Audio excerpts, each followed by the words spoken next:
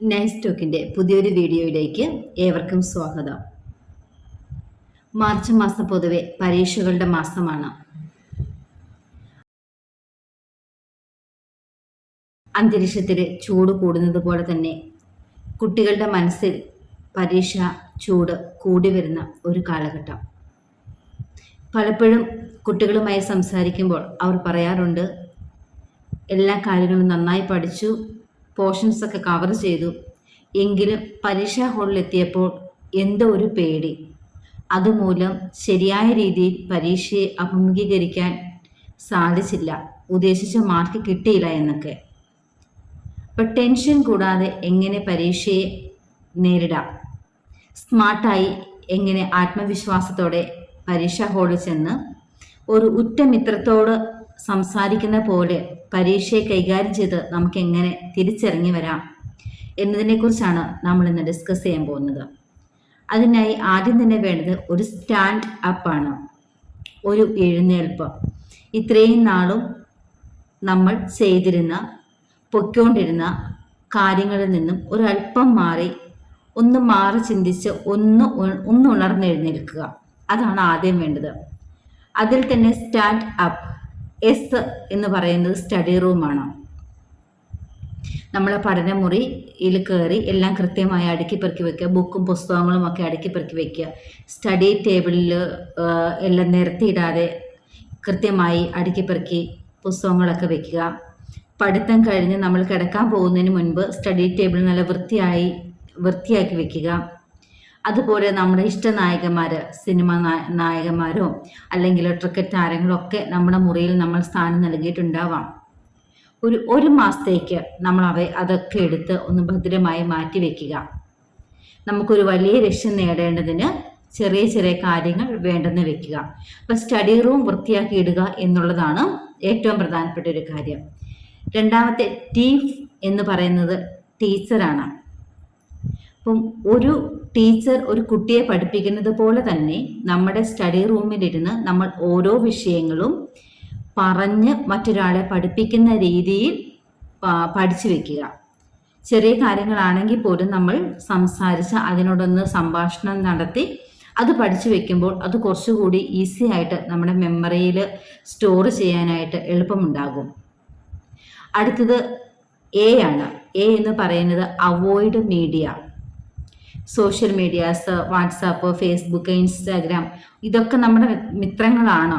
പക്ഷേ ഈ ഒരു മാസത്തേക്ക് എക്സാം കഴിയുന്നോടം വരെ സോഷ്യൽ മീഡിയയോട് നമ്മൾ ഒന്ന് നോ പറയുക, കുറച്ച് ഒഴിവാക്കുക, അവോയ്ഡ് മീഡിയ. അടുത്തത് എൻ ഫോർ നെവർ കമ്പയർ. സാധാരണയായി പരീക്ഷ കഴിഞ്ഞ് കുട്ടികൾ ഇറങ്ങുന്നത് ശ്രദ്ധിച്ചാൽ മനസ്സിലാകും, നീ അത് ചെയ്തോ, അല്ലെങ്കിൽ നിനക്കിത് കിട്ടിയായിരുന്നോ, അങ്ങനെയൊക്കെ ചോദിച്ചു കഴിയുമ്പോഴത്തേക്ക് എൻ്റെ അത് തെറ്റിപ്പോയി, അല്ലെങ്കിൽ എനിക്കത് ശരിയായി എഴുതാൻ പറ്റിയില്ല എന്നുള്ളൊരു ടെൻഷൻ മൂലം പിന്നെയുള്ള പരീക്ഷകളെയൊക്കെ അത് ബാധിക്കാറുണ്ട്. അപ്പോൾ നമ്മൾ ഒന്നിനെക്കുറിച്ച് നമ്മളെ കമ്പയർ ചെയ്യേണ്ട. കഴിഞ്ഞു പോയ പരീക്ഷ കഴിഞ്ഞു പോയി, നമുക്ക് ഇനി അതിലൊന്നും ചെയ്യാൻ പറ്റില്ല. ഒരു മാർക്ക് പോലും കൂടുതൽ വാങ്ങിക്കാൻ നമ്മളെ കൊണ്ട് പറ്റില്ല. അപ്പം ഇനി വരുന്ന എക്സാമിന് കുറച്ചുകൂടി നന്നായി ഒരുങ്ങുക എന്നതാണ് പ്രധാനപ്പെട്ട കാര്യം.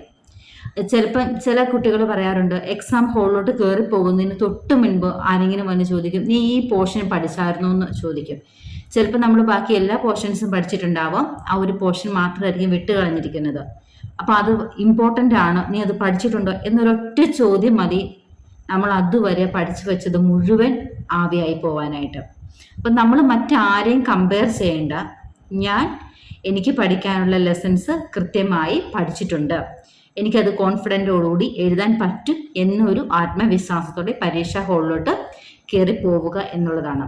അടുത്തത് ഡി ഫോർ ഡിഫിക്കൽട്ട് ലെസൺസ്.